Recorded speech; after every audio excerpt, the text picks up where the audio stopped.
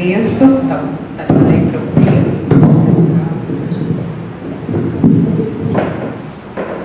Eu seguro.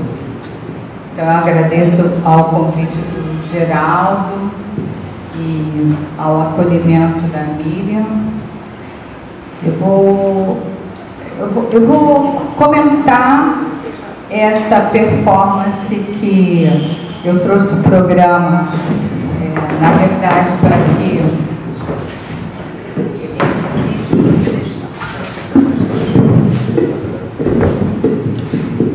essa performance é de André Marceno, ele que faz a concepção e que apresenta, recebeu um prêmio da Funarte. O André apresentou ano passado no Solar de Botafogo, que é onde aparece no vídeo, e esse ano ele está fazendo um circuito pelo Brasil. Já esteve em Curitiba, Belo Horizonte, outras capitais que eu não me lembro. Hoje ele está em Teresina. Manda um abraço. O André, ele não é só, ele é formado pela Unirio em Artes Cênicas, mas ele também fez a especialização em literatura brasileira aqui e o mestrado. Ele agora está morando na Suíça, mas também tem umas interferências na especialização em literatura brasileira. Eu começo com um preâmbulo. Eu vou justificar no preâmbulo todas as acepções da palavra salto que eu vou usar durante o texto. A performance do André se chama O Confete da Índia, mas para o texto em que eu comento essa performance, eu pus o nome de O Salto da Índia. Você pode deixar apagado, porque eu tenho essa capacidade de ler no escuro. Será que eu tenho? Não sei se eu tenho. Não sei se eu não tenho. Aquela luzinha. Pode ser? Então eu vou começar com o preâmbulo. Eu leio assim, tá? São as acepções dicionarizadas pelo Weiss para a palavra salto. Salto, substantivo masculino, ação ou efeito de saltar.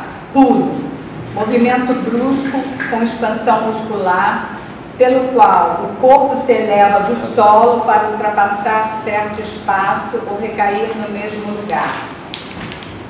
2. Movimento de reflexão por efeito de queda numa superfície, ricochete de um projétil, espaço ou altura que se vence com um salto, queda d'água, ato de sair da estrada para roubar, assalto, pilhagem, saque, mudança rápida de posição ou de situação, por extensão, transformação abrupta, tacão de calçado, intervalo, espaço de tempo, figurado, movimento vibratório, trepidação, agitação, palpitação, cópula do cavalo ou touro, padreação, erro tipográfico, subida abrupta da voz fora de compasso, qualquer intervalo melódico que ultrapasse a segunda, rede para apanhar certos peixes. A frase O Salto da Índia guarda a maioria desses sentidos como uma mina de guerra enterrada num solo instável, pronta para explodir em muitas direções, a direção histórica, cultural, corporal, erótica, estática e de gênero. É uma frase performática no sentido de afetar o outro, querendo que salte também de seu escudo de saber, de seu conforto social de gênero. É um projétil e ricochete a partir dos corpos indígenas ou negros que compõem o imaginário histórico da nação brasileira, desde a chamada Primeira Carta, a qual dava notícia ao rei das terras encontradas e que, escrita por Pedro Vaz de Caminha, eternizou uma imagem de terra selvagem, erótica e gentil à espera da Europa civilizada. Algum tempo depois, no início do século XIX, com a vinda da corte para o Brasil, chegaram as missões artísticas, reforçando estereotipias do corpo indígena, e aí do negro também, apresentados de modo equívoco nas telas do imaginário tropical. Nicolas Antoine Tonet, pintor, principalmente de paisagens, é exemplar como exemplo da ficcionalização destes corpos, nos quais a violência sofrida será disfarçada.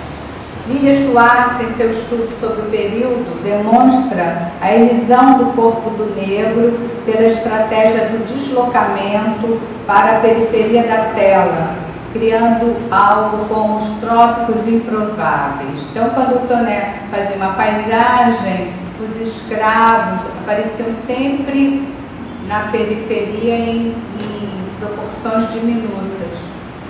Ela comenta: só quem não conhece as telas italianas de Tonet pode considerar suas paisagens brasileiras, cópias perfeitas da natureza tropical. A ambivalência de Tonet estará toda presente em suas telas, ao fazerem um jogo duplo entre apresentar e esconder, ao mesmo tempo que as pinturas revelam a escravidão, não a trazem para o centro da tela. Por enquanto não tem nada disso. Você podia dar uma pausa. Eu só estou fazendo o preâmbulo. Só um instantinho. Eu estou comentando aqui, na verdade, as imagens foram fixadas e que essa performance tenta saltar por cima. Um pouco isso, a concepção do trabalho. A morte trágica de Lindóia, pintada em 1882 por José Maria de Medeiros, vem corroborar para a associação de amor e morte nos enredos de fundação, tema amplamente explorado.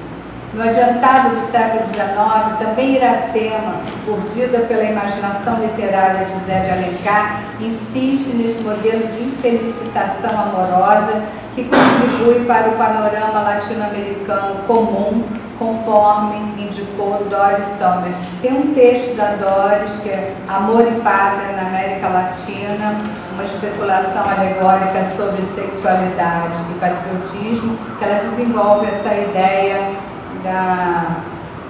das indígenas associadas à terra, que vão ser conquistadas pelo elemento estrangeiro. Se, por exemplo, considerarmos os quadros de uma jovem indígena morta como Moema, de Vitor Meirelles, observaremos que neste se fixa uma imagem de segundo grau, não realista, como a sucessão dos trágicos corpos das indígenas mortas na e pela literatura, que são usados como estratégia para a construção da ideia de nação. Pintores que talvez sequer tenham tido a experiência de vê-las de perto, ou por pintarem na Europa, onde iam também em missões, ou por conta do tamanho do genocídio indígena perpetrado pela colonização, o que distanciava cada vez mais esses pintores do contato com essa população. No quadro de Meirelles, da Moema, não sei se vocês conhecem, a lascívia entrega amorosa convive ainda no triste corpo afogado que veio dar à praia, depois da infrutífera tentativa de Moema de reencontrar seu amor português, como no poema Caramuru de Santa Rita Durão. Para investigar cronologicamente essa construção imagética, também seria necessária a retomada de textos basilares sobre a cultura brasileira, como o Estilo Tropical, de Araripe Júnior, ou O Homem Cordial, de Raízes do Brasil, no sentido de se compreender o modo como morte, melancolia e tédio se imbrincam no estado de privação do sujeito indígena ou negro e se inscrevem com disfarces insidiosos, até então subvalorizados no discurso da cordialidade brasileira, como um vírus inoculado no corpo da cultura da alegria. André Maceno, o artista de O Confete da Índia reflete na sua pesquisa, né, nos textos que ele escreve e também na performance, sobre essas questões. Ele diz no artigo Sabores e Dissabores de uma Realidade Tropical: o tropical é muitas paisagens, e uma delas é a de ser uma resposta à dominação histórica, cultural e econômica do imperialismo sobre o território latino-americano. Ou pode ser o tropical um traço estilístico dos vencidos que o transforma em linguagem no esforço de extirpar o engasgo deixado pelo contínuo banho de sangue dado em prol de um discurso unilateral da história, excessiva, de uma paisagem dispendiosa e repleta de sonho. Agora eu começo com o salto. Um corpo toma de assalto o espaço de um retângulo e faz com que outros corpos se colhem às paredes. Um corpo em transe suga o ar, deixando um vácuo irrespirável em torno, como se todo o ar estivesse sendo exalado dos pulmões. Um corpo se arrasta, se esfrega, grita, corre, respinga suor, excreta mijo, cospe, enquanto outros corpos, cujo nojo, espanto, piedade só podem se manifestar em músculos tesos, mãos atadas, sorrisos, em olhares que se desviam da manifestação de um excesso, esses corpos restam contidos, espremidos, na expectativa de uma queda, de cacos de uma garrafa, um ferimento, restos de arroz, feijão, milho cuspido, cidra espirrando nas roupas, um tombo por cima, um grito queralt libertando, soltando, convocando demônios do corpo, música, corpo rítmico, corpo singular, corpo coletivo, corpo isso, corpo aquilo, um corpo alucinado, corpo estático, tomado por entidades, multidão, lugar de passagem dos gestos culturais dos confetes da Índia. Corpo macunaímico em mímicas diversas, colagem de máscaras de poses, corpo perverso polimorfo, corpo proteiforme, corpo cultura, corpo político, corpo endemoniado que esbarra e se esfrega em corpos policiados, corpos de espectadores, corpos espectadores, corpos que não dançam, não gritam, não fodem, não podem, não explodem. Enquanto este corpo convite, corpo que seduz, corpo que chama, corpo em chamas, corpo xamã, corpo desbunde, um corpo animal, corpo cobra, corpo tudo pode, tudo fode com tudo, corpo deboche, corpo a corpo contra o corpo social, deixa exposto o código de conduta que se implantou como um chip sob a pele dos chamados cidadãos de respeito. Corpo aparição, corpo fantasma, corpo patos forma. Ao artista é permitido pirar, enlouquecer, porque entra e sai da experiência, porque a conduz. A plateia obedece às regras da não interferência para não se entregar também sem volta, para não manifestar no seu corpo uma comoção erótica ou estática. Eis a equação corporal. O teatro, a performance como miroitement, como o eclat dos corpos do público, do corpo público. Trato aqui da performance, o corpo, o confete da Índia, concepção, direção e coreografia de André Masceno. No centro de um retângulo envolto por um saco de lixo preto, encontra-se um corpo do qual só se veem as canelas equilibradas sobre enormes saltos de um sapato vermelho. Ele dança ao ritmo da canção portuguesa Milho Verde. O público está em pé encostado às paredes. Daí por diante serão sucessivas coreografias, saltos, mutações, com trocas de música, de roupa, ingestão de bebida, de comida em cena. Nesse trabalho, o corpo do artista é levado a extremos incômodos. Não raro se podem ver arranhões, esfoladuras na pele, num circuito de dentro, o suor, o sangue, a urina, para fora, a superfície da pele, poros, furos. desdobramentos, desdobras de um exercício de corpo-pensamento, saltos sobre saltos, assaltos, pilhagem da cultura brasileira, de seus estereótipos, de seus clichês, ao mesmo tempo que se faz o desmonte dessas imagens congeladas e reatualizadas no ritual do transe cultural dos seus trânsitos. Não se trata de uma remissão ao passado, nem de uma projeção do futuro. O tempo da performance é um aqui e agora, uma anarqueologia no sentido que aponta Ilan Bezunsan, ou seja, no sentido que revê as teorias eufóricas e também as disfóricas do corpo cultural brasileiro, projetando esse corpo numa deriva incondicional, a deriva da ficção. A performance do êxtase, do confete da Índia, nada deve à moral. Religiosa, mergulhada até a medula no ritual, é profana ou ainda de profanação do que é tomado como sagrado em nossa cultura, efetuando-se de maneira desafiadoramente blasfema e perturbadora, com ânsia de complementariedade, de abarcar o todo de uma história, mas trazendo em si inoculado o vírus de uma consequente derelição, de desamparo e de vazio.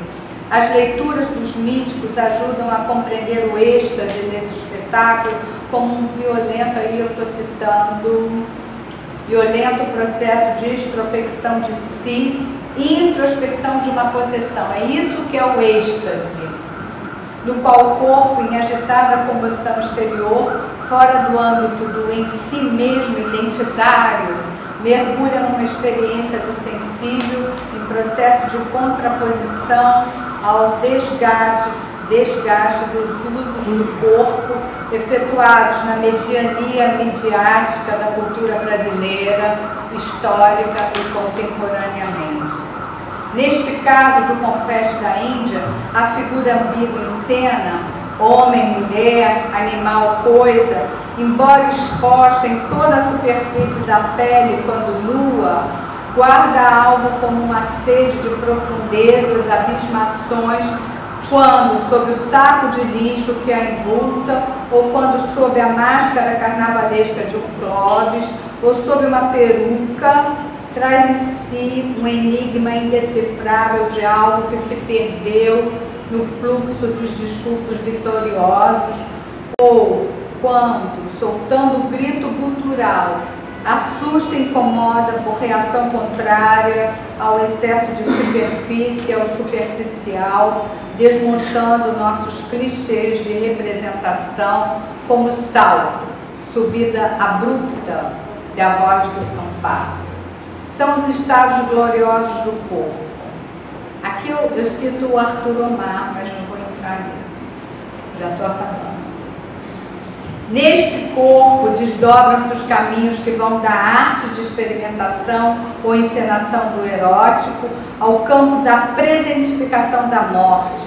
O corpo some, desaparece ao final. O corpo índio, índia, negro, negra, homem, mulher do performer, no movimento de alçar-se e de desmaiar, arrastando-se pelo chão imundo, perturba a gravidade, contraria a ordem, desmente a moral que separa gozo e beatitude, excesso e privação, deleite e nojo. A graça aparece numa dimensão ao mesmo tempo divina dos caboclos, dos orixás e profana, dos mascarados, das dançarinas de dance, dos corpos alucinados nas boates, como um apelo irrecusável aos sentidos, como materialização poética do coração de um país, aqui indicado pela retomada da metáfora oswaldiana, Pindorama, terra das palmeiras, espaço não oficial, mas culturalmente exposto como um desafio à razão que poucos podem atingir. A experiência do público de estar espionando vocês, uma dimensão vedada às pessoas comuns, raia o silêncio total, é incomunicável, nela implodem as palavras perdem a capacidade comunicativa, se ditas são potências. O corpo da Índia também se potencializa, torna-se dádiva, entrega total. Como diz Bataille, a propósito do sol, ele excede, pode queimar se tocar o corpo do público. Nessa coreografia do desejo, tudo ameaça se romper e o público teme tocar o nada. As imagens das Índias mortas são convocadas por força da música e da longa peruca. Elas surgem pobrezinhas, as infelizes, sarcásticas, depravadas, como corpos fantasmáticos do passado cultural, envoltadas, sozinhas, abandonadas, a fazerem simpatias de sedução, como a de coar café na calcinha. Quem essas índias querem conquistar? Quer o salto, pilhagem, que revirão atópico insinuam. Falo a partir de figuras de corpos de índios, de negros, mas também de outros corpos. Volta a 1945, quando um poeta paulistano encosta o peito no peito escuro do rio Tietê, peito com peito, abraço indissolúvel, na densidade negra da noite, Mário de Andrade escreve Meditação sobre o Tietê, um testamento, testemunho, lamento, mantra político, como se adivinhasse a contração fatal do coração exausto, pesado, devastado, contraído, infartando. O poeta modernista mergulha rio adentro em 330 versos contrariados. Esse admirável e sombrio poema, As Águas Escuras do Rio, prepara o mergulho do poeta heróico, do vanguardista da Paulicéia desvairada, do poeta arlequinal, do poeta que ouviu histórias de Macunaíma, herói sem caráter, herói de nossa gente. No poema Suicida se pressente a Uiara. Também a Índia, de salto, no confete, repete os movimentos coleantes e sedutores da Uiara, citados do filme Macunaíma, de Joaquim Pedro, no qual se podia pressentir o furo na nuca da moça sob o movimento ondulante dos cabelos. Por esse furo na nuca, o herói foi tragado ao fundo do rio e despedaçado. Pelo furo do negrume denso do rio, na meditação, as esperanças do poeta no poema esvaem.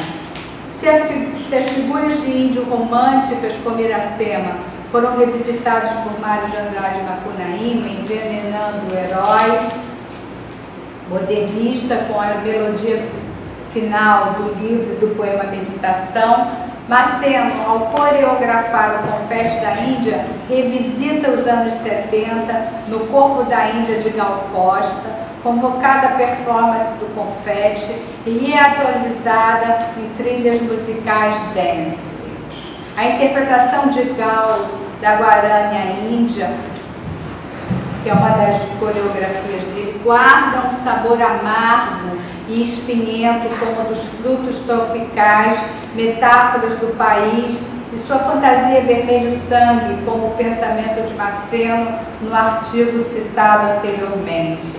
Em 73, quando foi gravado, os produtos vendidos na fronteira paraguaia eram considerados falsos.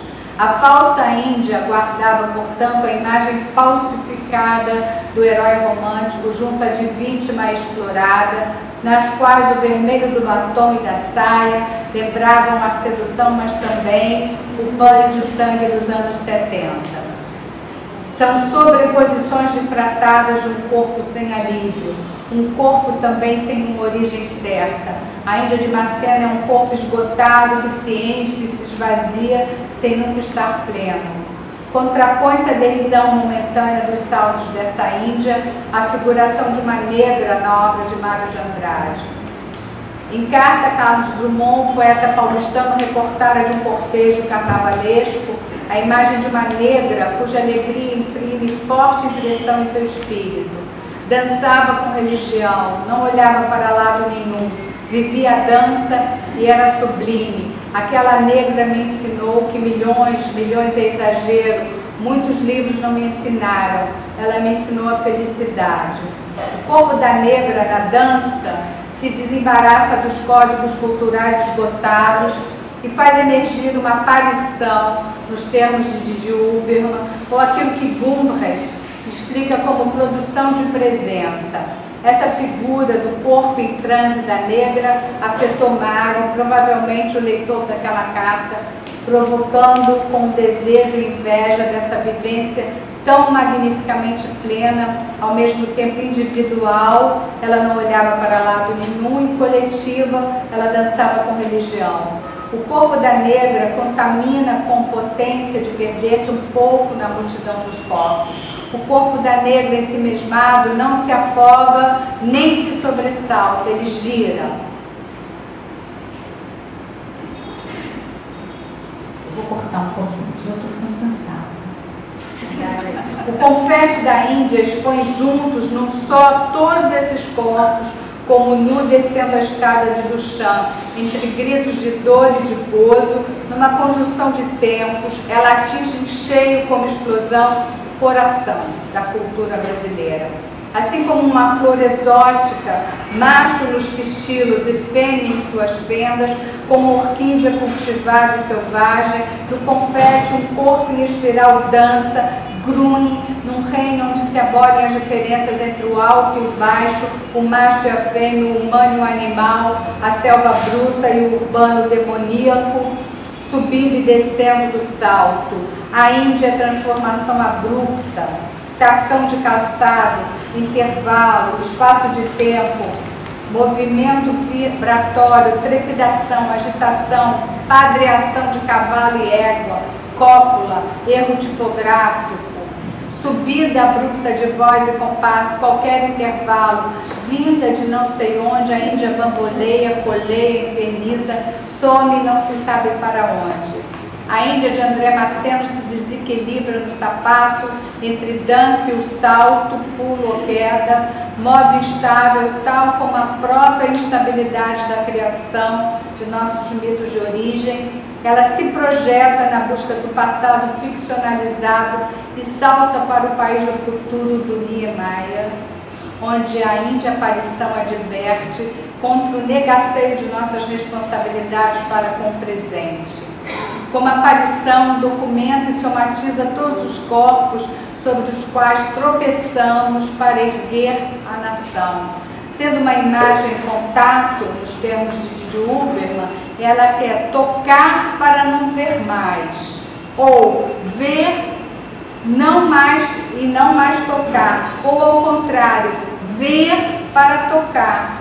Está cada vez mais próxima. A Índia são imagens aderências, imagens obstáculo, mas onde o obstáculo faz uma aparição, faz aparecer. Eu estou glosando o filósofo. A Índia encarna todas as anarcotopias. A Índia somos nós. A Índia é aqui. Terminei.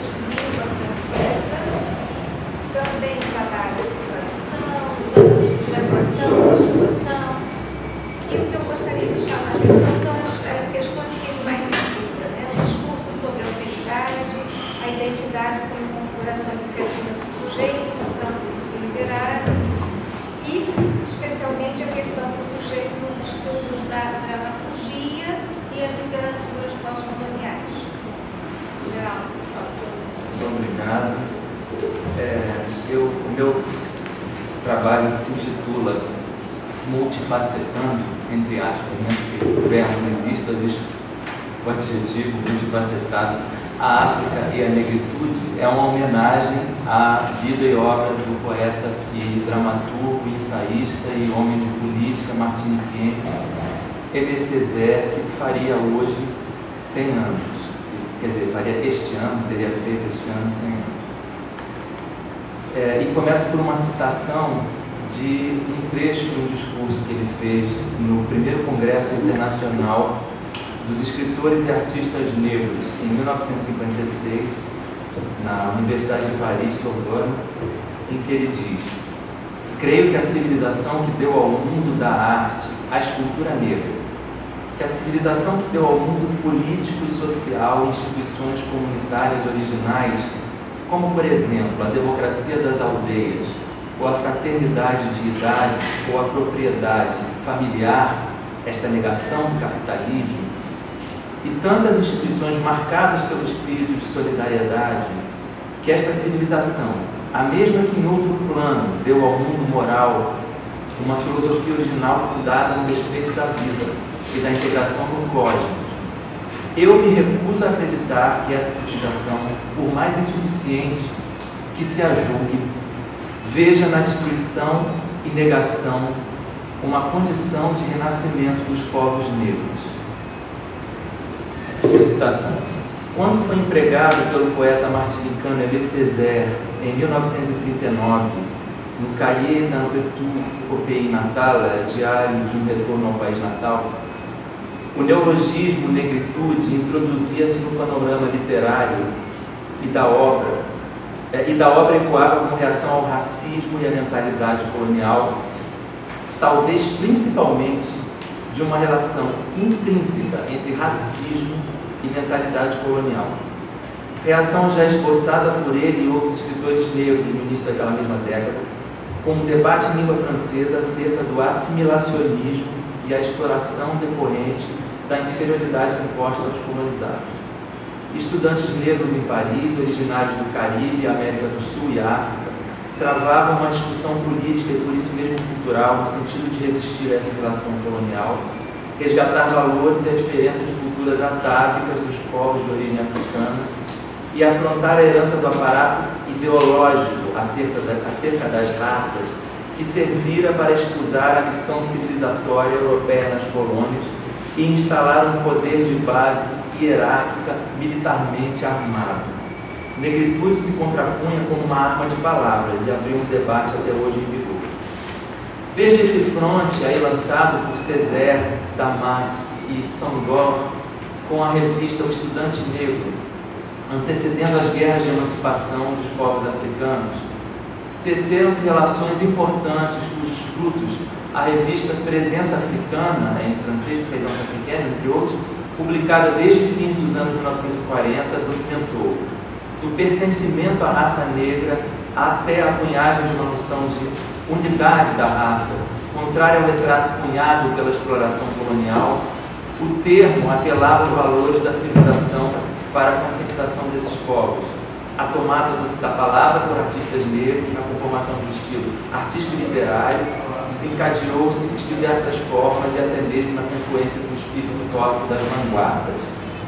Tal caminho passa a exercer o papel mediador da África como farol das contribuições das populações originárias da diáspora negra pelo Atlântico, hoje decantado nos ensaios de Stuart Hall e Paul Gilroy, assim como Edouard Glissant, discípulo de Césaire e dissidente, por sua vez, de Glissant, da noção de negritude.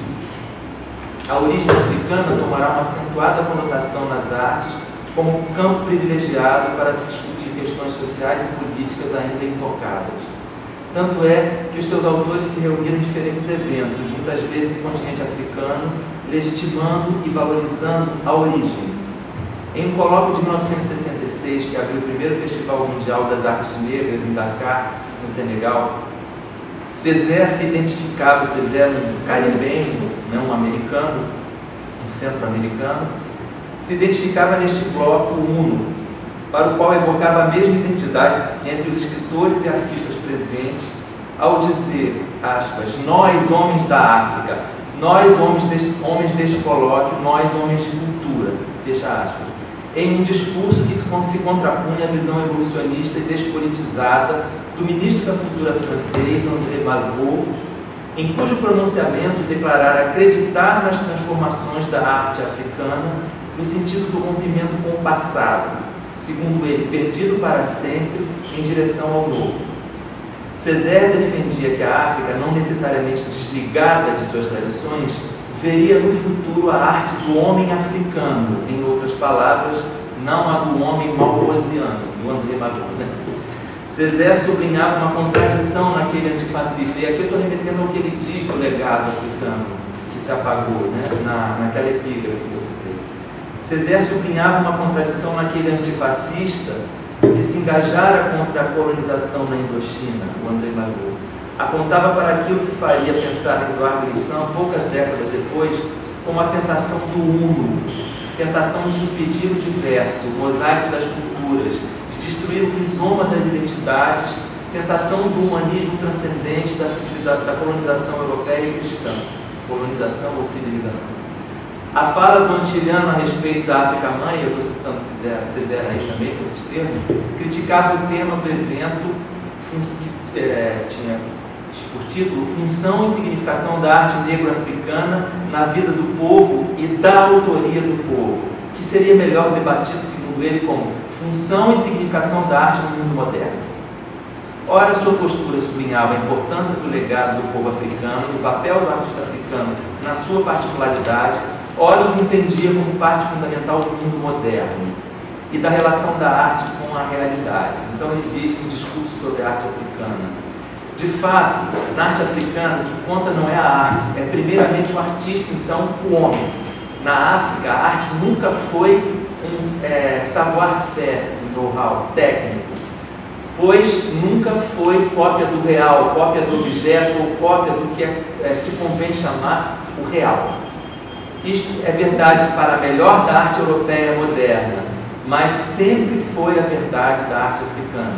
No caso africano, trata-se de o homem recompor a natureza segundo um ritmo profundamente sentido e vivido, para impor-lhe um valor e uma significação, para animar o objeto e vivificar e fazer dele um símbolo e uma metalinguagem.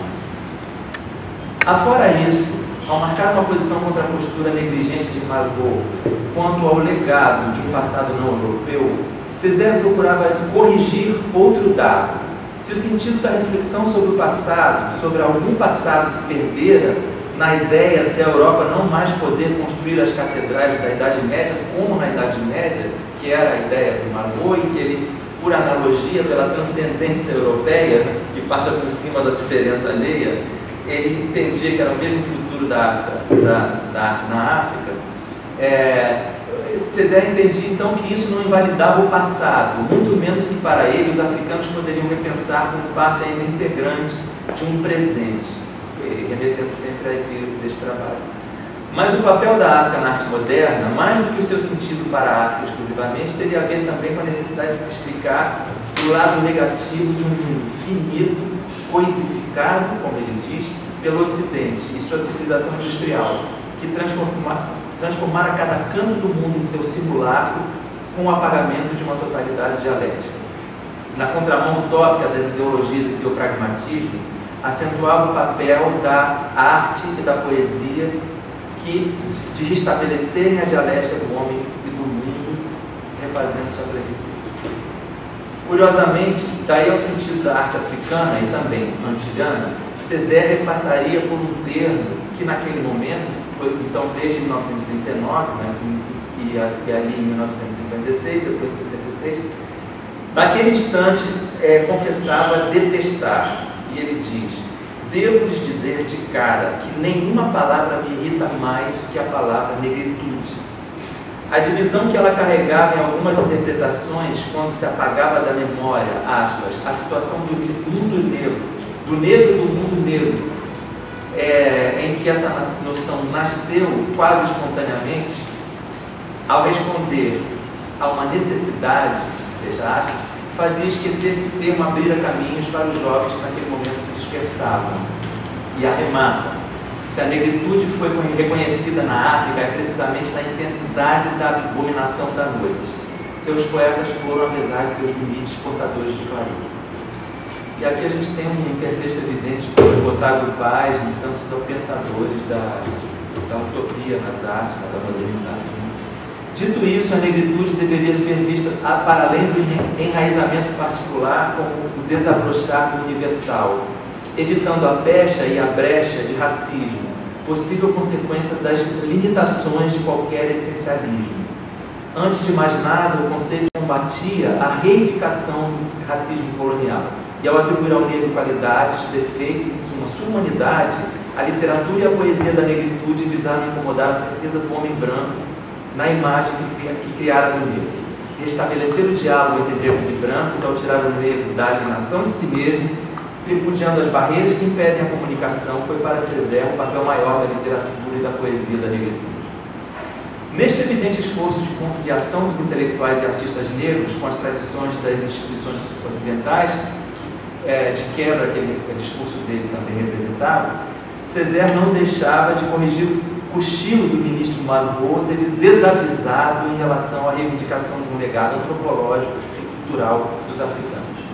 Voltando uma década, no primeiro Congresso Internacional dos Escritores e Artistas Negros de 56, Césaire discursava sobre a relação entre cultura e colonização, como eu já citei lá em cima, em uma década em que alguns países europeus ainda mantinham um jugo imperial sobre a África, ressaltando a morte das civilizações que viam seu abastardamento cultural, consequentemente da desestruturação que aquelas sofriam sob o domínio dos impérios coloniais, e a substituição dessas culturas pela do colonizador, procurava ele estabelecer o denominador comum de todos os participantes daquele colóquio. Ou seja, a gente tem que dar uma clave muito politizada no discurso do Césaire, no sentido de avançar com uma mentalidade emancipatória, libertária e tudo mais. O Césaire comunista, que era, por sinal, filiado ao PC francês, citava ali Marx, Engels e Lenin, e um mês depois rompia com o PC francês, dizendo em sua carta ao seu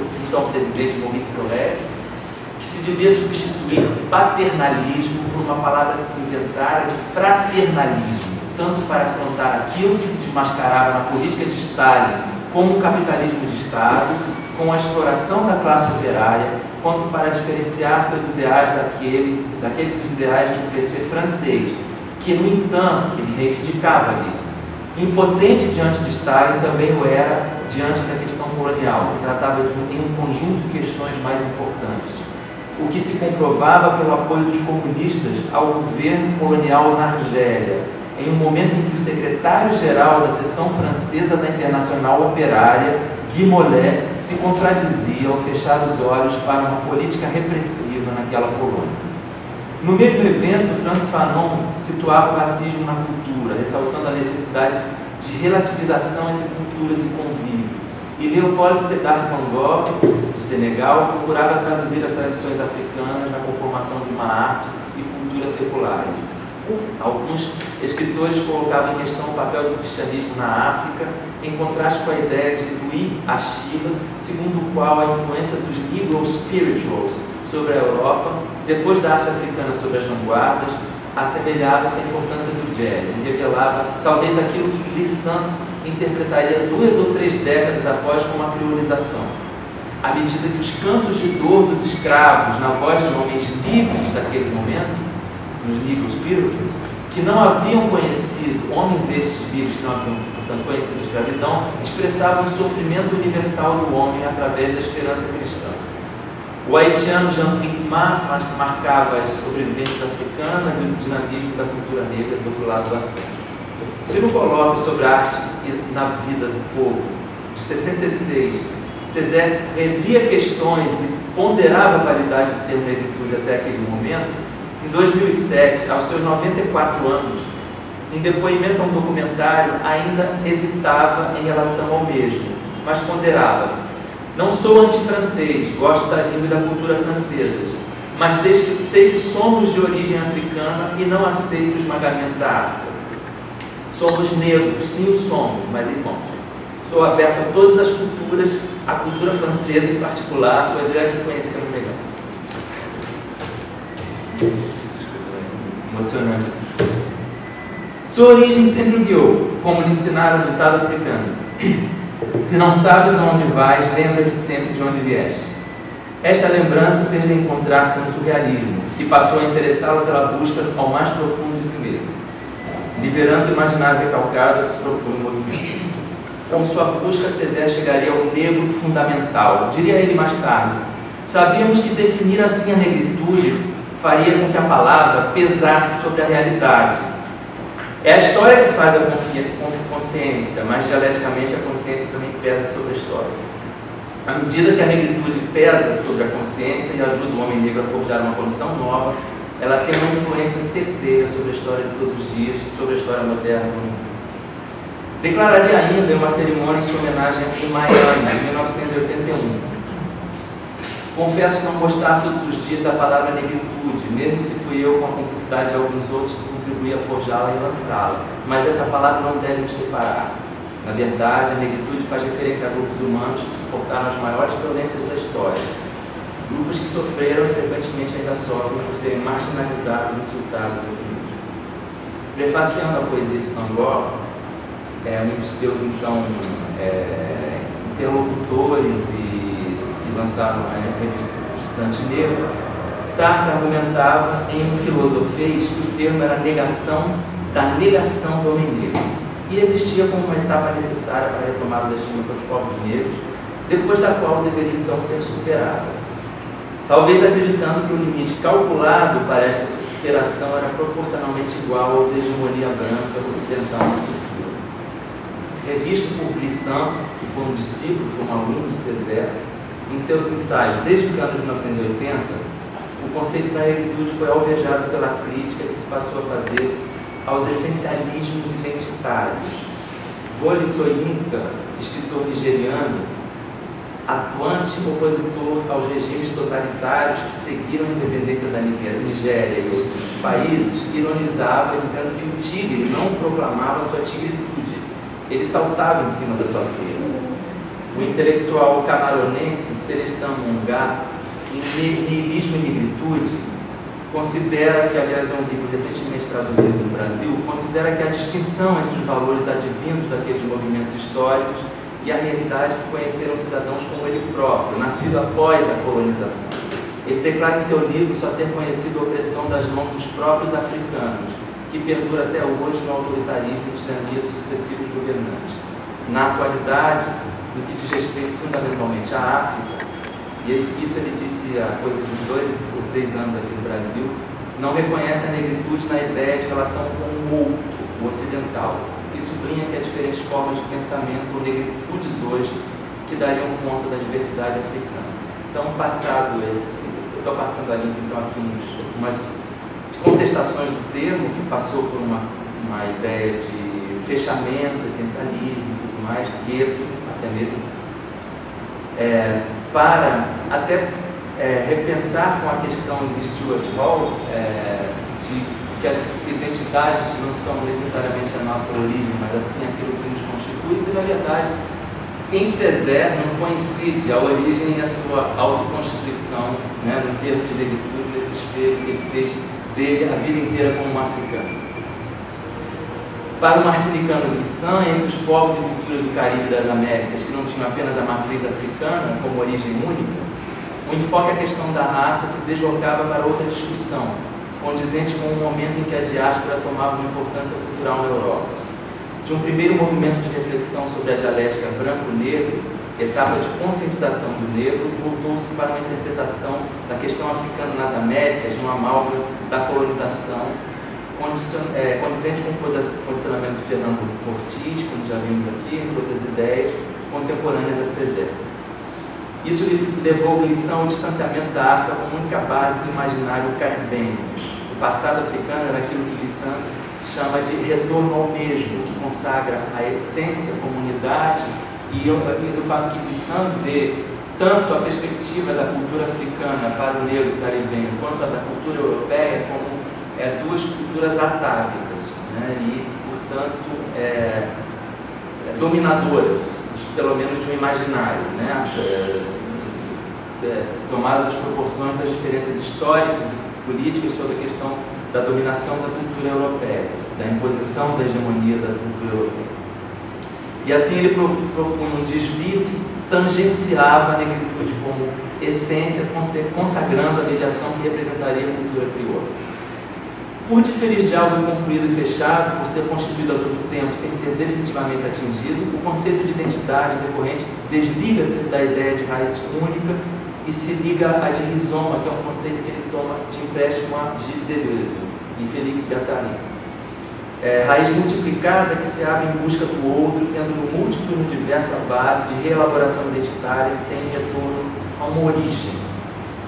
Identidade mosaico que tenta destruir a dicotomia África-Europa, volta-se à busca de todas as raízes presentes na Constituição Dantilhana, pertinente a várias interpretações do espaço americano, onde todas as interferências são relevantes para além do regionalismo. A dialética do desvio e retorno, conceituação de Glissant, é uma proposta de superação do imaginário transcendente, imposto pela cultura francesa, que o colonizou, assim como o resgate panafricanista de um passado atávico. Visava mais um ponto disso. Nessa perspectiva, o aspecto inaugural da era moderna, aí eu falei aqui, quando debati com de lá da questão da divisão de grandes áreas, e até o Glissant cita nesse trabalho dele, a inspiração dele no Darcy Ribeiro, do mexicano Bonfil Batalla, o sobrenome dele, não me lembro o primeiro nome, e do Nettleford, norte-americano, de grandes áreas de cultura na América, que seriam das áreas de convivência, de transculturação ou não, a Euroamérica, mais conformada pelo Canadá, o norte dos Estados Unidos, Argentina, Chile, e tudo isso em linhas gerais, porque ele vê a confluência de todas essas Américas em cada um desses lugares, a Mesoamérica nas culturas andina e mexicana, exatamente, com a convivência do sincretismo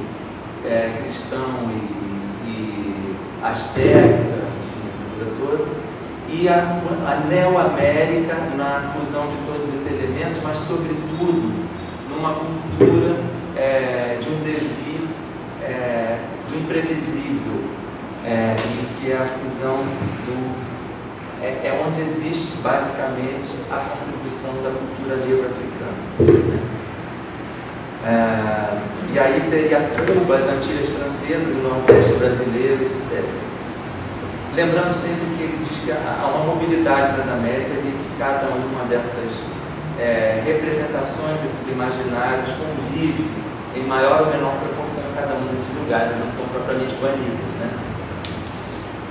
Se como nos explica Glissant essa relação entre culturas atávicas e a formação de novos povos, há sempre relativos apagamentos da memória de sua cultura em processo de dominação, como na colonização das Américas, não se pode encarar a questão da negritude como um entrave, a sua não pertinência como um valor emancipatório. Isso sou eu que estou defendendo. Eu ousaria dizer que no teatro de Césaire antecipou-se algo da visão dialética proposta por Glissant e que a questão da negritude é o seu capital simbólico para abrir um espaço no campo das artes para a produção de autores que tematizaram a questão racial e pós-colonial. A obra Uma Tempestade, de Césaire, paródia da Tempestade de Shakespeare, representa uma resposta ao pano de fundo ideológico de Shakespeare, não somente na afirmação da negritude, mas também na abertura desse caminho apontado por Glissant. Pois em Césaire não se veem apenas as tensões entre os personagens, como no discurso do clássico shakespeariano, que afastam bastante das entrelinhas a compreensão histórica do destino dado aos povos que Caliban e Ariel, em sua peça, representariam. Ao criar um Ariel mulato, submisso a Próspero, e um Caliban negro realçando o pano de fundo histórico-cultural, Césaire explicita o que seu modelo cabe. Se em Shakespeare, o modelo Shakespeare, né? E apesar de sua época, o discurso de Caliban já rompia a hierarquia entre as culturas, que apenas a contemporaneidade veio realçar e teorizar, a personagem era caricaturalmente inferior. Seria, portanto, preciso esperar a releitura de Césaire para ver em cena da fé Shakespeare a tomada da palavra pelos que então metaforizariam os colonizados, encarnando ideais da diferença, consagrando a concepção produtiva de Glissant. A diversidade precisa da presença dos povos, não mais como objeto a sublimar, mas como projeto a pôr em relação. Essa presença dos povos como projeto a se pôr em relação está na fala com que Caliban, ao final, injuria Próspero, na leitura do Césaire, por estar condenado a não mais sair da ilha por ele invadida, após seu acordo de cavalheiro com o irmão que o havia destronado. chamam de velho intoxicado, que não consegue mais viver em outro lugar depois de fazer colônias. Mudança dos tempos, o deslocamento ideológico da escrita em Uma Tempestade é uma crítica aos discursos hegemônicos, enfatizando as dicotomias político-culturais que fizeram clamar as sociedades multirraciais por igualdades em geral. Glissant renegou a negritude cesariana, mas seu próprio antecessor superou a limitação de suas ideias nas obras que escreveu, o que nos escusaria entender a peça de Césaire na ótica de Glissant. Depois eu tinha uma exemplificação para fazer a respeito de uma peça que o Césaire escreve durante a guerra e abandona aquele modelo de um teatro histórico sobre a personagem de Toussaint Louverture, o mártir da independência do Haiti, que depois ele nega completamente aquela versão. Essa versão foi recentemente descoberta numa biblioteca na França por um pesquisador norte-americano, através de uma sua leitura de correspondências entre Aimé Césaire e André Breton, o cabeça lá do movimento surrealista. E o Césaire dizia para o Breton guardar aquilo em 43 ou 44, porque achava que aquela peça que era um libelo contra a colonização, mostrando o papel de bode expiatório que fez o Toussaint Louverture na primeira tentativa de independência do Haiti, no início da luta de independência do Haiti. Ele achava que aquele documento ficava mais seguro na Europa do que na Polônia. E aí, só que depois o Césaire transformou aquilo, e aquilo que segue uma intriga linear, cronológica, do teatro histórico, com toda uma inspiração romântica, até do drama histórico romântico, né, da dilaceração das personagens históricas do drama romântico. Ele apaga aquilo tudo e transforma, mantém o título, né, e os cães se calavam. Ele transforma um oratório trágico em que o negro está no calabouço, e assim, as referências históricas vão ser lidas com muita imaginação. É uma peça impossível de se resumir, né? E há toda um ritual na peça, há toda uma riqueza muito maior cênica do que dramatúrgica propriamente dita. Deixa eu ver, falei um pouco demais. Eu leria trechos para exemplificar isso, mas não dá para isso. Com o dicionário Wise, eu estou encerrando então, aprendemos que multifacetado é o que possui características variadas e peculiares e tem sua origem em facetado, de fazer facetas em facetear, lapidar. Crio aqui o neologismo multifacetando para perguntar até que ponto Césaire podia defender a autenticidade de toda a origem nas culturas africanas pré-coloniais, quando ele mesmo entendia que todas as civilizações sofreriam do mesmo processo de diversidade de culturas em seu cerne, como afirma no primeiro congresso de escritores e artistas negros. Isso resulta em leituras, releituras e apropriações feitas pela arte. O que dizer daquilo que se considera, então aqui seriam as trocas, as transculturações, e eu estou acentuando por isso as hesitações de Césaire em torno de negritude, às vezes mesmo quando ele não está dizendo, eu me contradisse naquele momento. Isso resulta em leituras, releituras e apropriações feitas pela arte. O que dizer daquilo que se considera como um dos grandes marcos, para alguns historiadores da arte, o marco da arte moderna no Ocidente, os rostos multifacetados de Picasso, que se desencadearam depois de sua inspiração numa máscara africana, quando pintou As Donzelas de Avignon, de 1907. O quadro considerado como o marco, né, o ponto de partida de toda a arte moderna, certamente os rostos multifacetados do cubismo do pintor espanhol, como é multifacetada essa questão e dilacerante essa questão da identidade para Césaire. Neste ano de 2013, centenário do nascimento de Aimé Césaire, minha fala lembra sua obra, neste evento repleto de discussões permeadas pela questão da memória.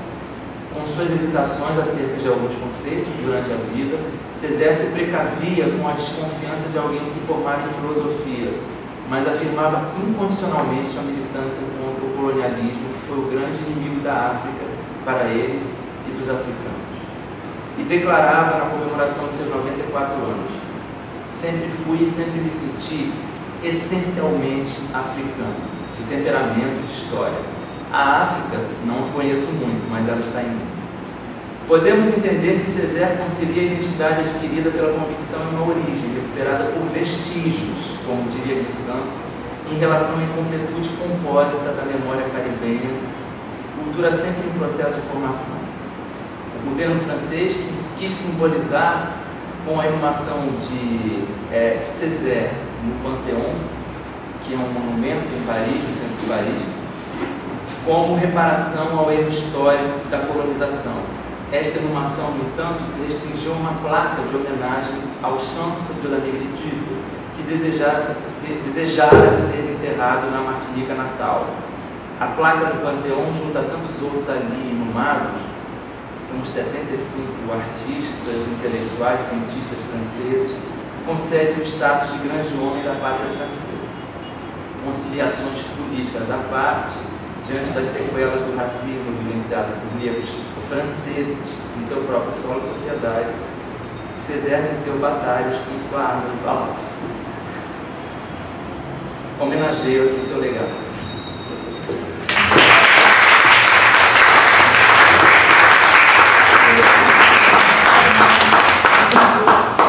Obrigada, Geralda. Eu vou passar a palavra agora para a Sônia Torres, professora de Literatura de Língua Inglesa da Universidade Federal Fluminense.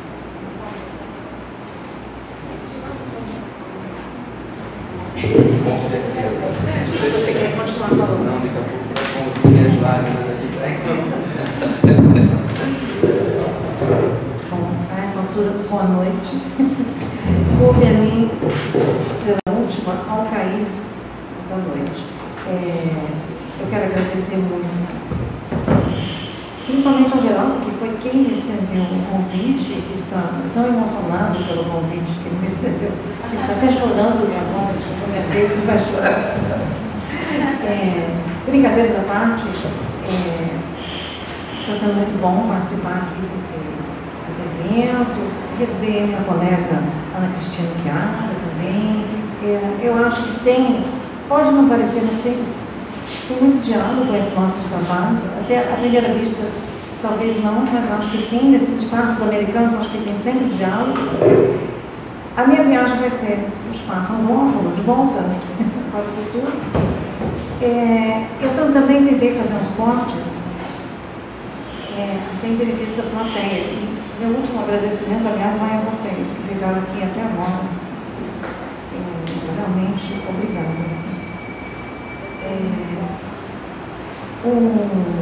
Eu vou falar de performance também, de uma forma um pouquinho diferente, mas tem muita coisa parecida com o trabalho da Chiara. Para, assim, começar, vou fazer uma provocação. Eu vou ler um diálogo entre dois personagens da peça que eu vou discutir. Ali, a Bárbara, ali, a Kim. Só para estabelecer um clima, tá? É uma tradução livre minha, tá?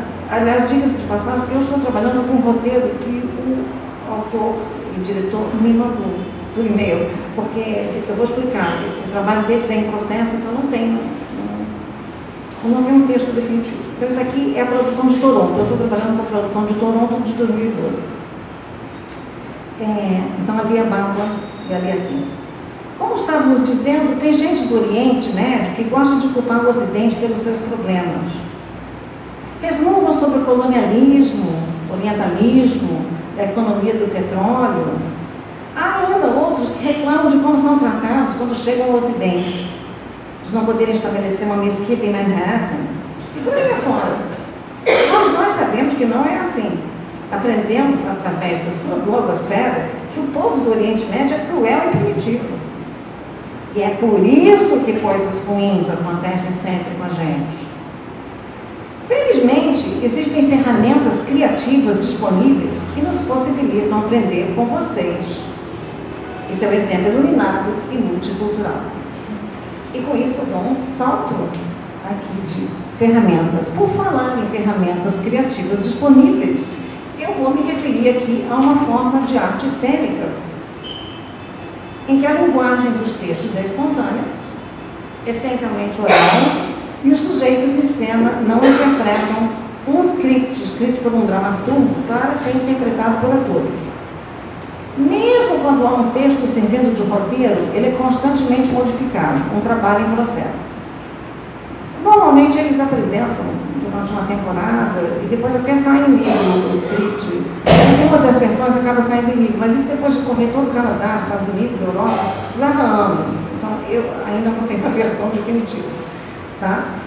É o caso, então, da dramaturgia do canadense, nascido na Argentina, porque eu sou especialmente interessada em conexões interamericanas, eu sou do grupo da POL de Relações Interamericanas, junto com a Zilá, a gente trabalha junto.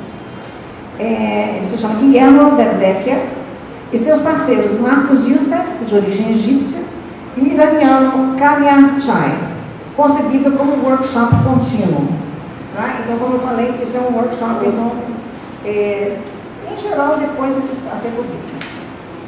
Como de costume, no trabalho de Verdecker, o Canadá é interpelado, e sua alta imagem como sociedade multicultural é problematizada.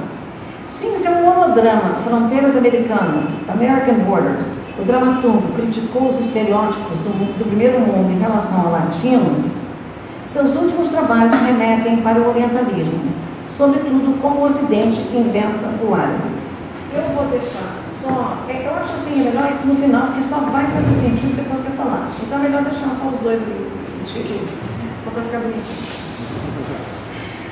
Guillermo Verdecker, Marcos Youssef e Kamia Chai criaram os personagens Ali Abaqua e Ali Akin, que são oriundos da nação fictícia de Agraba, na esteira do ataque às Torres Gêmeas e da chamada Guerra contra o Terror. Na verdade, essas aventuras do Ali e Ali começaram com uma série de esquetes num programa de rádio, na CBC, Canadian Broadcasting Company. Era um programa chamado Pass the Mic, Passa o Microfone. E ali eles improvisavam. E o Ali e Ali fizeram tanto sucesso que eles resolveram levar para o palco. Na verdade, não é originalmente é um programa de rádio. Eu agora fiz uns cortes epistemológicos que eu cheguei a achar. Já me entendi um pouquinho. Se você ficar parecendo motivado, gente, é porque eu cortei até para não prolongar muito, tá? Em seguida ao ataque às Torres Gêmeas, o presidente George W. Bush dirigiu-se ao Congresso e à nação, declarando guerra ao terrorismo. Vamos direcionar todos os recursos ao nosso dispor, todos os meios diplomáticos, todas as ferramentas de inteligência, todos os instrumentos de imposição da lei, toda a influência financeira e todas as armas de guerra, à destruição e derrota da rede global de terror. Essa declaração de guerra global que definiu a administração Bush incluiu a infeliz declaração de que toda nação, em qualquer região, tem agora uma decisão a ser tomada. Ou estão conosco, ou estão com os terroristas. E aí,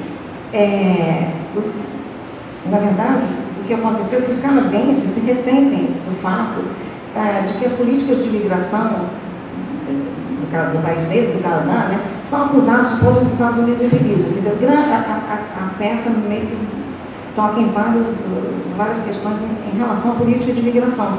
Porque o Canadá tem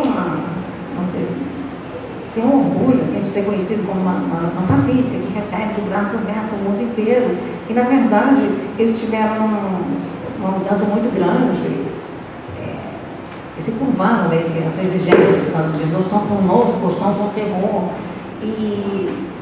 Então, enquanto isso, o país está lutando com a questão de como proteger a segurança nacional e responder às críticas daqueles que argumentam que as políticas de imigração liberais fazem do Canadá um terreno propício para terroristas. Isso é uma citação de um jornalista, Dean Brown, um artigo do Washington Post. O fato é que toda vez que os Estados Unidos tomam qualquer decisão envolvendo a segurança norte-americana, ou expressam a intenção de intervir em algum país estrangeiro a fim de defender seus interesses, os governos dos seus vizinhos continentais enfrentam os efeitos coibidores da natureza assimétrica dessa relação continental. Na esteira disso tudo, assim, que eu resumidíssimamente, nasceu uma peça, a primeira aventura de Ali Ali, que se criou em 2005, logo se tornou uma das mais conhecidas peças de teatro político canadense. O título é The Adventures of Ali and the Axis of Evil, As Aventuras de Ali Ali e os Eixos do Mal. Isso foi em 2005, em cima do discurso do Bush sobre os eixos do mal. Isso foi um sucesso retumbante, etc. Eu não vou contar para vocês como é que nasce tudo isso, enfim, o Ali Ali, o começo, os eixos do mal, porque não dá tempo. Então, mas é o que vai, na verdade, dar origem a essa peça, que é já baseada numa pesquisa, né, numa retomada desses assuntos. Em 2007, né, o Verdecker e o Youssef resolvem retomar essa questão dos temas políticos do Canadá relacionados à islamofobia. Essa questão do terror, do árabe, sempre associado a figuras suspeitas, etc., as políticas migratórias. E aí eles começaram a pesquisar uma situação sem precedentes na história do Canadá, que é a história de 5 detentos de origem árabe, esse verídico, tá, gente? E ou muçulmana, presos sem acusações ou qualquer acesso legal a provas contra os mesmos. Tá? A prisão foi baseada nos polêmicos Security Certificates, certificados de segurança. O nome já está. E gerou uma onda de protesto, em especial de militantes pelas liberdades civis. Os Security Certificates já existiam antes do ataque às Torres Gêmeas. Mas sua aplicação é claramente motivada pela necessidade de confrontar possíveis atos terroristas.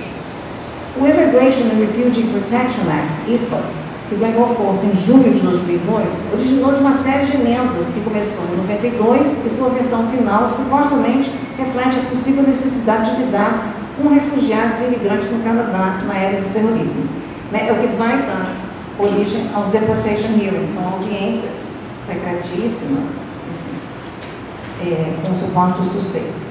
O regime de certificados de segurança é altamente controverso, que permite a detenção dos supostos suspeitos por tempo indefinido, sem acusação, e é baseado em provas secretas, às quais nem o réu nem seu advogado têm acesso. São os Deportation Hearings.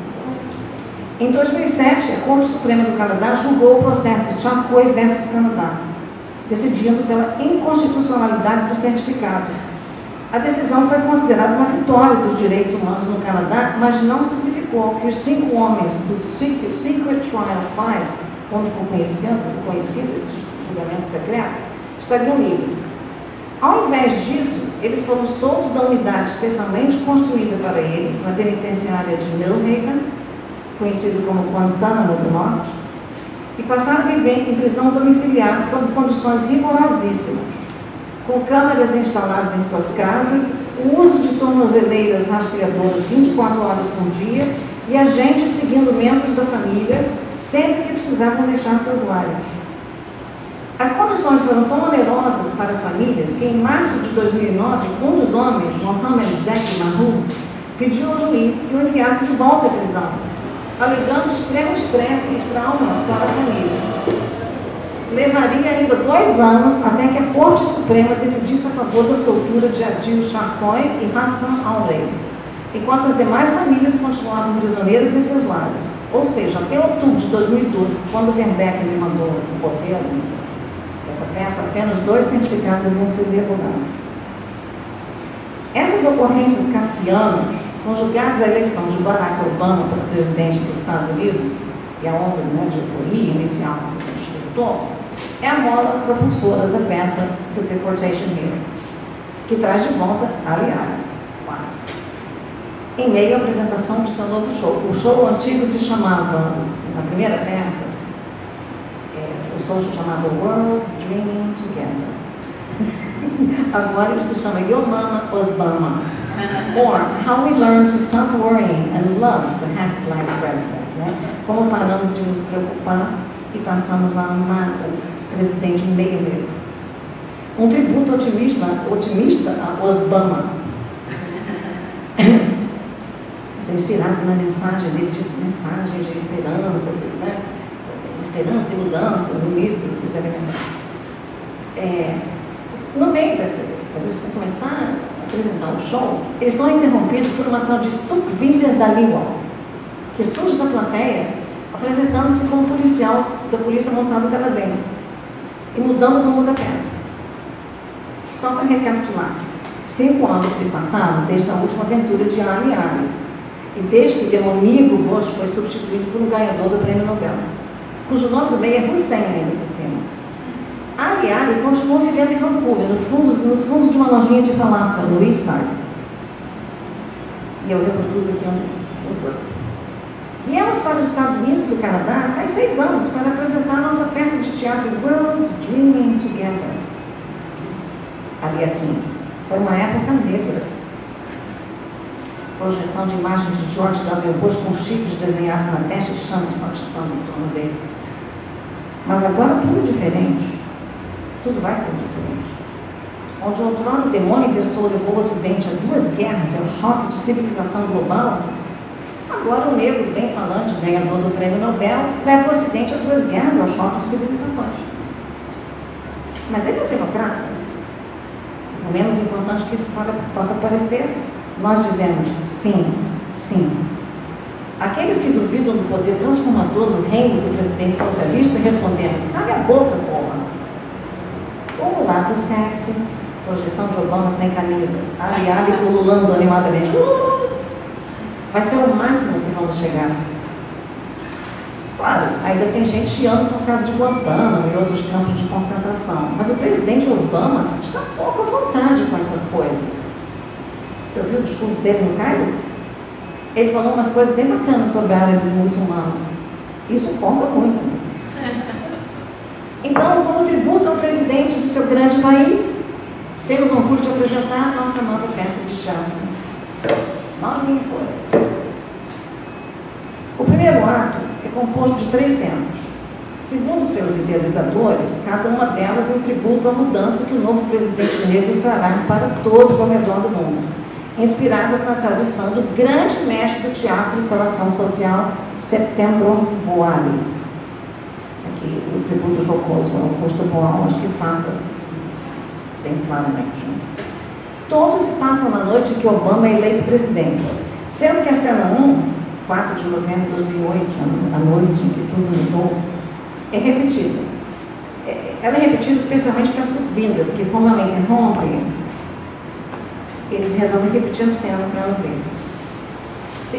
É engraçado porque quando eles repetem a cena, o enredo não muda. Na verdade, tem pouquíssimas modificações no enredo, tem umas leves variações. Mas é sempre em torno dos mesmos meta-personagens. E aqui eu uso o termo meta-personagem porque eles têm uma técnica de fazer uma espécie de mise-en-abîme dos próprios personagens. Então, por exemplo, você tem... o Youssef faz o Ali Akin, por exemplo, mas ele também faz um personagem dentro da peça que eles estão apresentando dentro da peça. Então, o próprio personagem é ator, né? Então tem muito de meta-teatro também, meta-teatro, meta-personagem. Eles estão assistindo ao discurso de Barack Hussein Obama na noite de sua vitória eleitoral. É sempre essa cena. Muda só um pouquinho os diálogos, sempre o leitmotiv da cena é: agora tudo vai ser diferente. A trama da cena 2 traz os mesmos meta-personagens e gira em torno do conflito entre um pai opressivo do Oriente Médio e sua filha, presa entre 2 culturas e, citando, cansada de suas maneiras feudais, pátrio-islamistas e gênero-policiadoras. Isso ela falando do pai. A cena é interativa. A plateia pode interferir para mudar a situação, sempre que não concordar com o rumo que está tomando, né?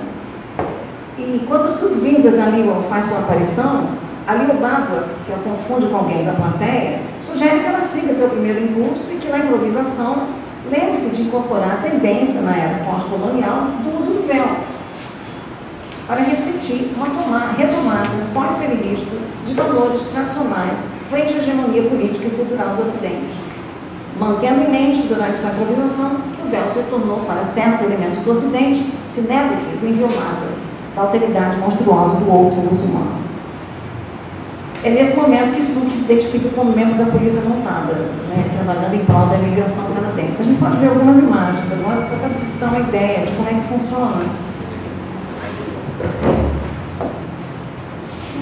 Por exemplo, vou mostrar.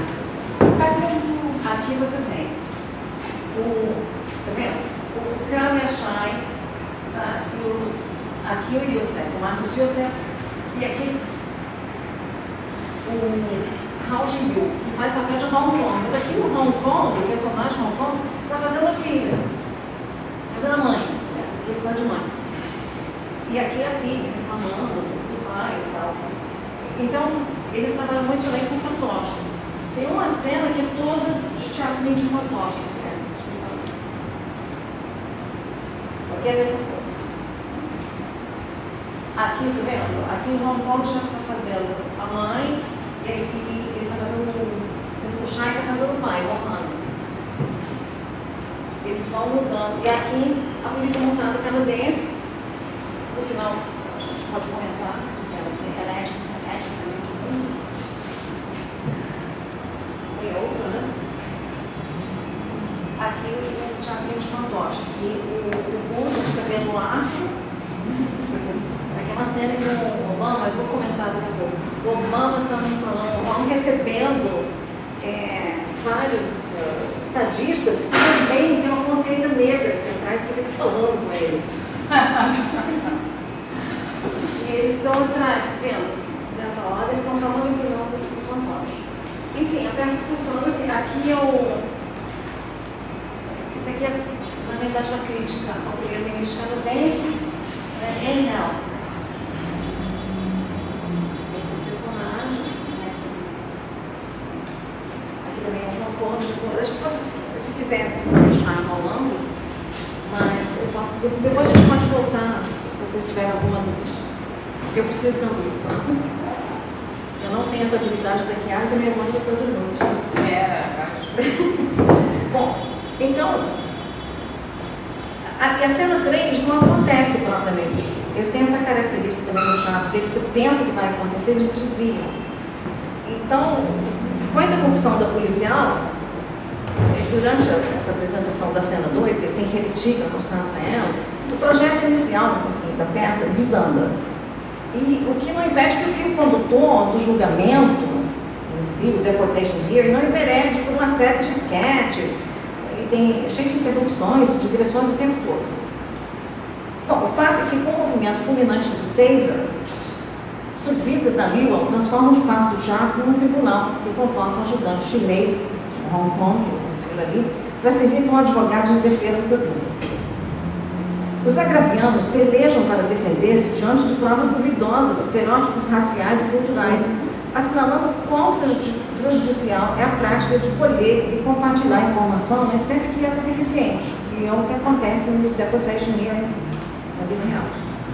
A peça justapõe a linguagem pseudo-legal e provas fraudulentas apresentadas por Daliwan, com a realidade ficcional, né, aspas, do comportamento suspeito de Ali e Ali, né, sobretudo o fato de mandarem dinheiro para frente do povo agraviano, ATF, cuja finalidade é ajudar os refugiados de guerra no país. Assim, as provas fraudulentas, por exemplo, para dar alguns exemplos, né, ela faz um cavalo de batalha por eles terem assistido ao filme A Few Good Men 112 vezes. Ela acha isso suspeitíssimo.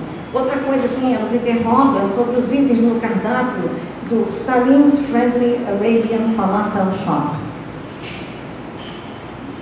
Enfim, é tudo uma paródia de como os julgamentos são feitos na realidade, né? Como é que as provas são sempre fraudulentas. A respeito da frente do povo agraviano, o Ayaquim, que no fim da peça vai preso e vai deportado, há muito tempo atrás, o Ocidente diz: a Grábia tem de ter eleição. Isso trará paz à nossa região. Fazemos eleição. E a APF ganha. Agora o Ocidente diz: não, isso é inaceitável. Precisamos nos livrar da APF. Então eles nos cortam o auxílio. E é o povo quem sofre. Então hoje, até os COPs, que são os árabes de origem cristã, não são muçulmanos, né, apoiam a frente do povo grabiano. Porque não vemos porque o Ocidente deve decidir o que é legítimo ou não para a Graba. Sabe, policial, quem fez tudo isso? Salvou minha esposa e filha? Construiu uma vila, um médico, um playground, uma escola? Uma ONG maravilhosa do Ocidente? Não, foi à frente do povo agraviano. Sim, essa é uma organização terrorista. Ela salvou as vidas de pessoas que amam. Por elas, estou preparado para fazer qualquer coisa policial. E ela no final, ela leva embora. Assim, além de apontar para o uso e abuso muito American Way dos certificados, a peça faz paralelos muito interessantes entre a performance teatral e a performance jurídica, né? Criticando a maneira através da qual a estrutura do tribunal, rotineira e pouco democraticamente, circunscreve as categorias de cidadão, refugiado, terrorista. Através da farsa são levantadas questões sérias a respeito do ônus para alguns quando se busca proteger a liberdade de outros. Dalilo quer deportar a dupla por Azerbaijão.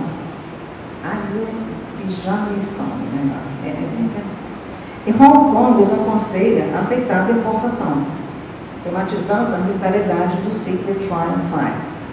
Do contrário, vão jogar vocês numa solitária em Kingston, Penn, por anos a fio, como aqueles 5 dos certificados de segurança, Charcui, Marcat, Maju, Jabala, Alrei, são como você, são do Oriente Médio, árabes. Aí o Alequim fala, mas eu não sou árabe. Tanto faz, desisto, é tudo uma grande piada. Então tá, te vejo em Guantánamo do Norte. Esse entretecimento da trama dos deportation hearings canadenses, a eleição de Obama, nos leva a refletir sobre como a guerra contra o terror separou o mundo naqueles que estão a favor e os que estão contra os Estados Unidos. A globalização só aumentou a distância entre os países pobres e ricos, e os fluxos migratórios, em especial de refugiados, indivíduos buscando asilo político, têm estado sujeitos a maior controle e menos circulação livre, né, que acaba contrastando com a circulação livre do capital. Isso é que é interessante. Quanto mais capital livre, menos liberdade de circulação. Tem mais fronteiras vigiadas, né, mais restrição. A representação de Obama como texto subjacente, eu achei particularmente interessante, simbolizando a esperança, né, para os etnicamente excluídos, é desconstruída no show de fantoches, aquele que eu mostrei para vocês ali, né, que é um rosto de afro, né, cujo coral grego ao qual Obama se refere como sua consciência revolucionária, ele diz, né, eles são minha consciência revolucionária, é composta por ativistas negros que participaram da luta pelos direitos civis, como Eldridge Cleaver, Malcolm X, Angela Davis, Bobby Seale, Huey Newton, Stokely McCormick, todos flutuando numa nuvem, num salão oval, onde ele recebe vários visitantes de carne e osso, entre os quais seu vice, Joe Biden, Bill Clinton, George W. Bush e o primeiro-ministro do Canadá, Stephen Harper. Podemos inferir que o coral representa o desejo, por parte de Obama, de ser integrado à narrativa de identidade negra estadunidense que o precede. Em sua discussão da autobiografia de Obama, Dreams from My Father, que é de 2004, Simone de Candy observa como a genealogia apresenta-se como um problema para Obama, dado o seu desejo de encontrar um lugar para si no momento histórico mais privilegiado da afrodescendência nos Estados Unidos, que é o movimento pelos direitos civis.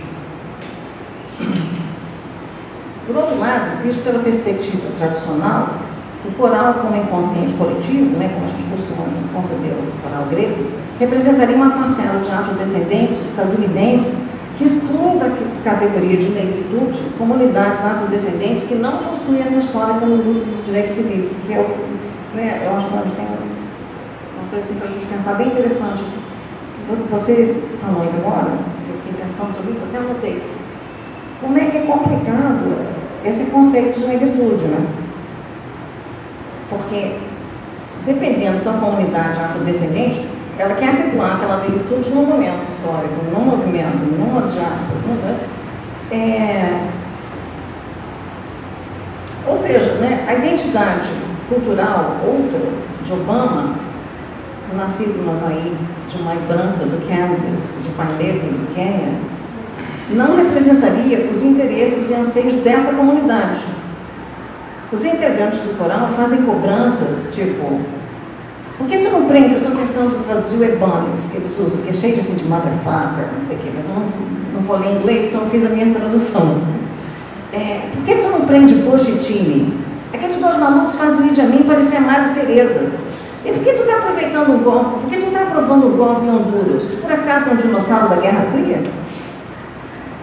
Num paralelo com o trecho de sua autobiografia em que descreve a dificuldade da professora e dos colegas em pronunciar seu nome de som estrangeiro, o Corão, assim como os colegas do tempo de colégio de Obama, dirige-se a ele como Barry. Eu achei interessante, né, que ele conta uma passagem na autobiografia dele que os colegas chamavam de Barry. Vou pular um pedaço. No sketch, Osbama queixa para o seu vice que 50% da comunidade branca, o melhor que seja o seu inglês, acham que ele é parente do Osama Bin Laden. Biden retruca aqui, cito, apesar de tudo, o público americano está respondendo bem à sua decisão de meio que mudar os Estados Unidos no âmbito nacional, enquanto continua ferrado com o resto do mundo. E elogia a decisão de Obama de mudar a expressão War on Terror para Overseas Contingency Operations. Ou seja, a peça assinala, por um lado, o fato de as múltiplas genealogias raciais e nacionais de Obama terem potencial para ligarem-se a trajetórias transnacionais, né? Pós-coloniais, mundo afora. Né? Sobretudo o Atlântico Negro, estudado pelo Paul Gilroy. Ele tem esse potencial. Por outro, dada a história pessoal e singular de Obama, o arquivo da história nacional estadunidense, ao ser reaberto, vai de encontro à narrativa nacional dos Estados Unidos. O Obama, de certa forma, reabre esse arquivo. Quando ele chega com uma outra negritude, um cosmopolitismo, ambos os mitos são desconstruídos. Sua chegada na cena nacional exige a revisita a scripts laboriosamente construídos, lidando com questões de Americanness, e aqui eu não falo americanidade de propósito, e, por outro lado, sua etnicidade não garante que tudo vai ser diferente, né, no cenário internacional, principalmente. Ironicamente, Obama é vulnerável como estadunidense exatamente porque pode afirmar pertencimento a diferentes mundos, culturas, tradições. E como símbolo de mestiçagem e cosmopolitismo, deixa a desejar por conta da política externa do seu governo, sobretudo em relação ao Oriente Médio. E ele que tem um nome, por outro lado, que tem um som de Oriente Médio, né, muçulmano, assim. Isso que eu acho que cria toda a problemática, esse mislambinho de informações na peça. Como não poderia deixar de ser, o primeiro-ministro do Canadá, Stephen Harper, é personagem também, como vocês viram. Ele é um fantoche. Como não poderia deixar de ser, sendo ele representado como fantoche do governo dos Estados Unidos. Sou o primeiro-ministro do Canadá, todo ele, Alberta e Quebec, todas as demais províncias. Fechei o parlamento 2 vezes. Lembram-se do G20? Tinha helicóptero, tropa de choque, tudo. Foi bárbaro. Construíram lá, custou $1 milhão. A verdade é que Harper foi muito criticado pelo fiasco financeiro no encontro dos G20 em 2010 em Toronto, cuja tônica era recessão e contenção de despesas. A referência, que eu acabei de ler, diz respeito a um lago artificial que Harper mandou construir especialmente para a ocasião e que custou $1 milhão. Além dos altos custos com segurança redobrada por ter feito o encontro no centro de Toronto, houve uma onda de protesto, culminando em enorme prejuízo para o comércio local, que teve suas propriedades degradadas por grupos utilizando estratégias dos Black Blocs. Nossa, aqui, né? Para muitos, desde a era Bush, a Harper representa a perda gradual da soberania canadense. Eu cito, ele está aos poucos entregando o controle do Canadá para os Estados Unidos. Se Harper conseguir o que quer, o Canadá vai ser um país autônomo só no nome. Estou citando isso de um artigo de jornal.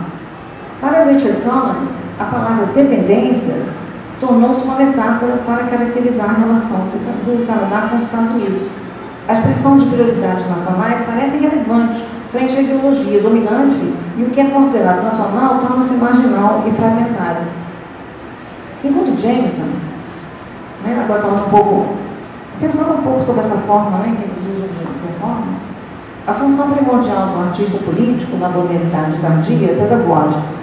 no sentido de fornecer o que ele denomina mapas cognitivos que auxiliam na retomada do nosso posicionamento como sujeitos individuais e coletivos, de nossa capacidade de agir e lutar.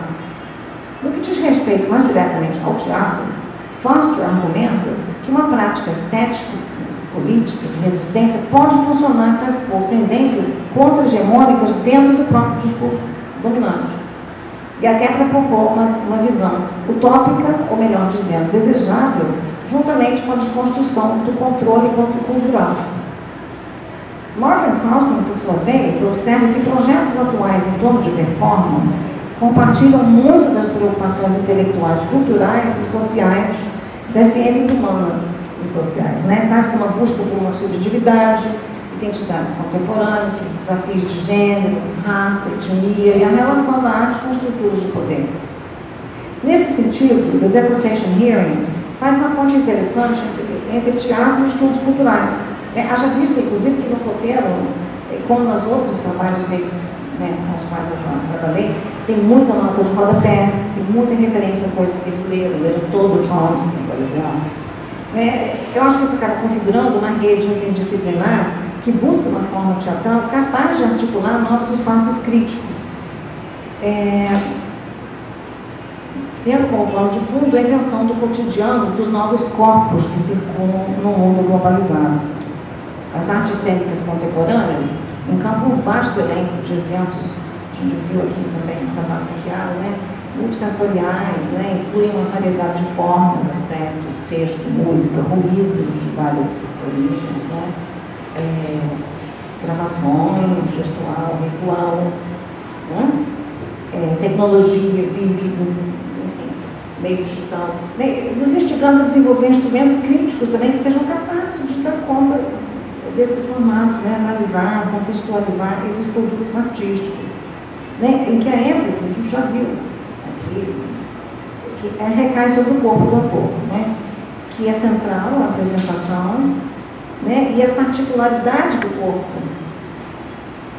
feminilidade, masculinidade, tamanho, forma, vestimento, nudez, raça, etnia, tornam-se mais visíveis, muitas vezes de forma problemática, como acho que a gente viu nas duas questões, acho que nas duas, de forma bem clara, e aqui de forma muito sutil. Eu vou fechar, quer dizer, na verdade eu não vou fechar, acaba aqui porque eu também trabalho em processo, com um pensamento assim, sobre, por exemplo, uma das formas problemáticas que eu vejo é a polícia montada do Canadá ser etnicamente, muito claramente, de traços orientais, inclusive se tem um nome, Survinda, a gente vê que não é anglófono, não é do mundo canadense anglófono. O fato deles escolherem uma atriz que inclusive tem um tipo oriental, eu acho que isso problematiza já esse corpo em cena. Enfim, o uso dos fantoches também. É só para a gente pensar. Muito obrigada.